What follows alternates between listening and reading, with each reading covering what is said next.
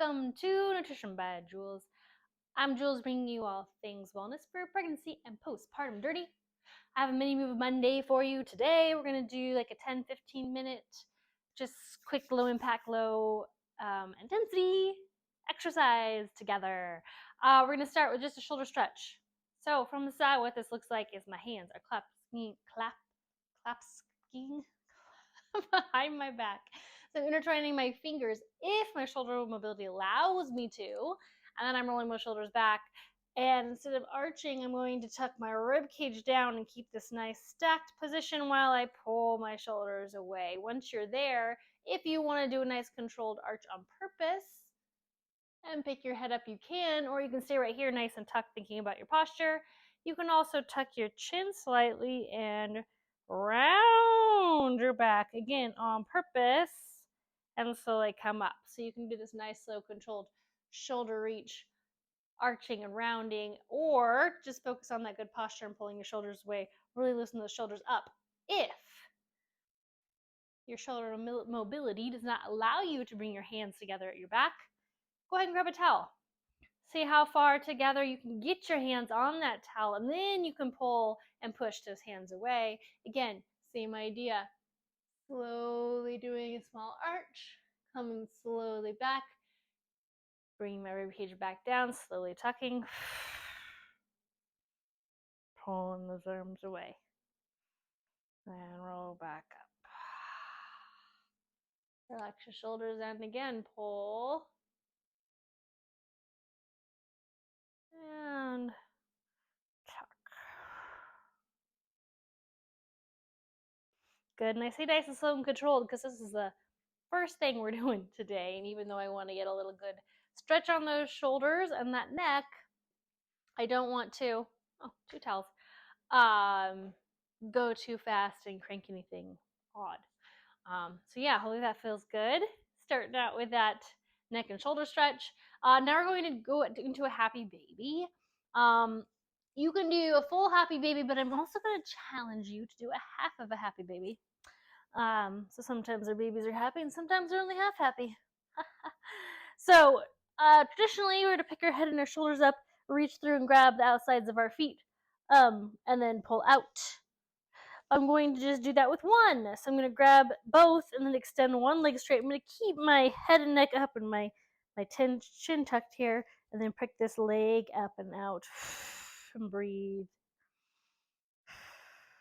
Yes. And you don't have to be totally stable. Not stable, that's not the right word. You don't have to be totally immobile here. Go ahead and feel free as you switch side to side to move that foot around, move that leg around, get whatever angle you need to here. And if you do want to put your head and neck down, by all means, that's fine. But I wanted to start it with it up to make sure that we're really engaging that core and getting the stretch in without bugging our backs first. And then I'm going to switch one more time.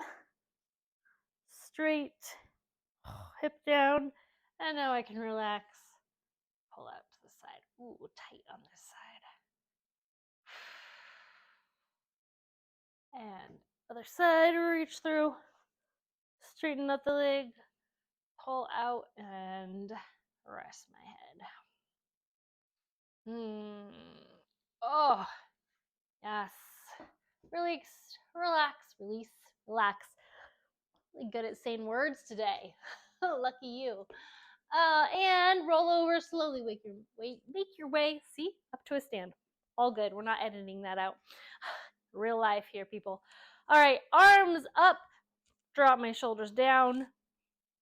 Tuck my ribcage. Not sucking in, not sucking. Just tucking to make sure I'm not arching. One knee comes up. I'm balancing on one leg. If this is enough for you and this is a challenge, stay here. Practice this balance. Breathe. Focus. If you want the balance challenge, sorry, I keep rotating, I want you to slowly bring your chest forward, arms come forward, opposite leg goes back, keeping my hips square. My back foot is flexed towards the ground, have a little bend in this front leg. Warrior 3, and back up. Other side, again, stay here, shoulders down. Good posture, hold. This is challenging enough. finding somewhere to focus. Otherwise, rotating into warrior 3. Back leg goes back. Arms outstretched. Head and neck neutral. And back up. One more time on each side. Pause. Hold here. Engage everything. Slowly come into that warrior 3. Pause. Back up one more time to the side. Again, stay here. This is fine. Or you can close your eyes. Ooh, yeah. Give that a try. If you'd like to go into warrior 3, square the hips. Yes. Flex foot. Beautiful. And, woo. Now we're ready. Okay, we are going to do 4 exercises now, 2 rounds of them, starting with a squat hold. You can do this as a wall sit. If you've done a wall sit before against something. I don't really have a good wall to show you. I apologize. But what the wall sit does is if you're against a wall, here I'll pretend. I'm not going to be sitting on something. There's going to be a wall behind me, so I'm pressing against the wall. I want to have, this keeps your shoulders back, which is great, and I want to have my feet out far enough where I have a nice vertical shin. Woo! As I press against that wall, and my hand's going to be out, and I'm going to be tapping my shoulders. If I don't have the wall, I want to do this freestanding, same idea, drop down where I can hold it, shoulders back, pause, tap my shoulders. We're going to do 15 to 20 taps. Where I'm holding, oh man, yeah, feel the burn. Pushing my knees out. Weights in my midfoot, meaning I'm not rocking here and I'm not rocking here. And if I get lower, same thing. Keeping the weight midfoot. Don't let it come to your heels. Don't let it come to your toes. Stand. Hopefully you're breathing through that as well. I think I was because I was talking. This is just to distract you and get a way to help you count. So we're not just doing seconds. We're doing taps. So if you're going super fast, 20 is great. If you're going slow, maybe more like 14 or 15. Taps for that. All right, shake those legs out. We're going to do a bird dog row, elevated. It's a mouthful. So bent over row, we've done before, where you're just right here, putting a hand on something or elevating something and you're rowing here. A bird dog traditionally is on the ground, and it's opposite arm and leg raise. So what we're going to do is we're going to elevate, supported elevation with our hand. And then we're actually going to have our opposite leg forward than we normally would, because we're going to bird dog this, meaning a nice bend in this front leg. My weight's on my midfoot. I'm grabbing my weight. My hips are square. And as I row that weight, I'm going to pick up that back leg in a bird dog motion. So I'm really having to engage my core as I row. 6 to 8 on each side. If you need to go elevated a little higher, that's fine. You'll just have to adjust that standing leg. What I don't want to see you do, and I'll show you this on this other side, is this. So don't be swinging that leg like crazy. It should just be a nice controlled lift, tap the toe. Full range of motion on this row.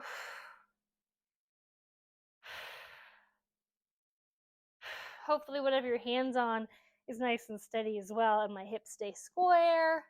Good core control on that. Yes, take your time getting into that. Pause the video if you need to make sure you're getting situated on those elevated, supported bird dog rows. There's a little bit of mouthful. All right, and then you're going to take that weight, put it in the front rack position. So if you don't have, again, the kettlebell, you're just going to be holding that dumbbell with a thumb back to your shoulder, resting with your elbow inside here, or a water bottle, same thing. Whatever you're holding, you're having the elbow inside and that weight's up by your shoulder, front rack. We are going to reverse lunge into a push press. So push press is here, arm straight up overhead, straighten my wrist, lock the arm out above my ear, and I'm going to use momentum of my back lunge to get that weight overhead. If this is too much, too many pieces, just do the lunge or just do the press, fine. So if I'm just doing the lunge, I'm going to be back stepping, tap my knee, step back together. I need to be stepping back enough so if I were to pause, you'd see that I have a 90-90 on my legs, right? So it's not an itty-bitty step back. It's a big enough step back that I know I'm having good weight distribution.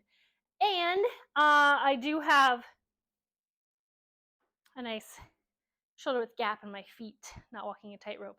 I showed you on the wrong side. So I'm sitting back with a leg that has a weight. So if I'm doing my press out of this, I'll stand. This hand's going to help me with my momentum.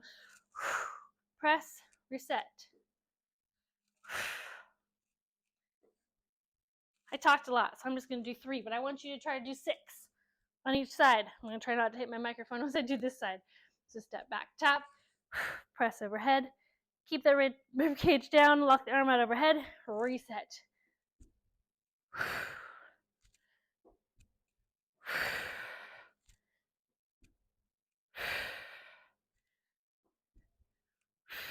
All right. Didn't quite do 6 there either, because I was chatting. So that's a reverse lunge to a push press. Again, if you want to just do a weighted reverse lunge, no weight reverse lunge, or just a push press. There's options and variations there for you, depending on where you're at in your exercise journey. And then we're going to do a single leg lower on our backs. So a couple of versions of this. I can have both legs straight, bring one knee up, straight up, pick up my head, tuck my chin, and slowly lower for a count of 1, 2, 3, 4, 5. Bring it back up, down, 1, 2, 3, 4, 5. I can also put my arms over my head. 1, 2, 3, 4, 5. That's going to be harder. Make it easier. This knee comes up. 1, 2, 3, 4, 5. All right, we're going to do 6 on each side. This is the easiest version. Arms down and one knee up. This is a little bit harder. And hardest. I take it back. Hardest would be to hover this leg as you lower this leg. What I don't want you to want to see is when you come up, or you wherever you do your legs up, if you see a dome in your abs, I want you to stop. That means it's too hard for you. I want you to be able to engage these transverse abs, the ones right inside your hip bone, the nice squishy ones there, so it like evens everything out on your core. I don't mean flat abs like no fat. I just mean no dome. So everything's engaged as you're lower. So find that sweet spot. Oh, I put my neck down. As you're doing those. Okay. That's the beginning. Whew. Squat hold or a wall sit. You can also vary your feet on these if you want to go wide or narrow, whatever you feel like doing, as long as you're not putting a weight forward on your toes or rocking back on your heels. All right, so down, hold, shoulders back, engage my core, and tap. 13, 14, 15, 16, 17, 18, 19, 20, and up. Yeah, obviously if you're tapping slower, you're going to have to hold longer, which isn't necessarily a bad thing. All right, shake it out. Bird dog rows. Here I am, one hand supported, the opposite foot is my anchor, so opposite anchors. Nice flat back, right? Head, neck neutral, hips are square, and row to my hip. I'm trying not to row up here. I'm trying to row towards my hip. Exhale as I pull.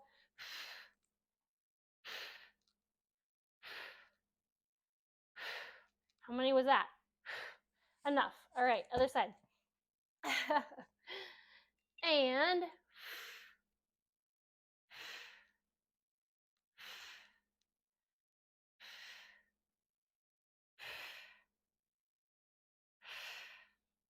beautiful.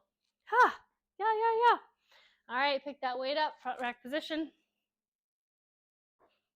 Reverse lunge, and just stay here to reverse lunge, or add the press. Reset. Add the press. 4, 5, 6. Ending with the arm locked out. Still have my ribs and my hips nice and stacked. Other side. Press. Big step back, so I'm 90-90.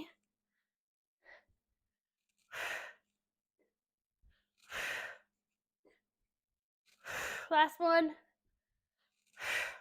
Excellent. And then we got our leg lowering. Some version of this that is challenging your core, but not so much that you're having a dome, right? So I'll have one leg straight, other one up.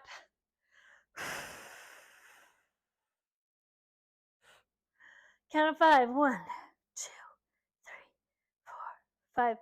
Inhale, exhale as I lower.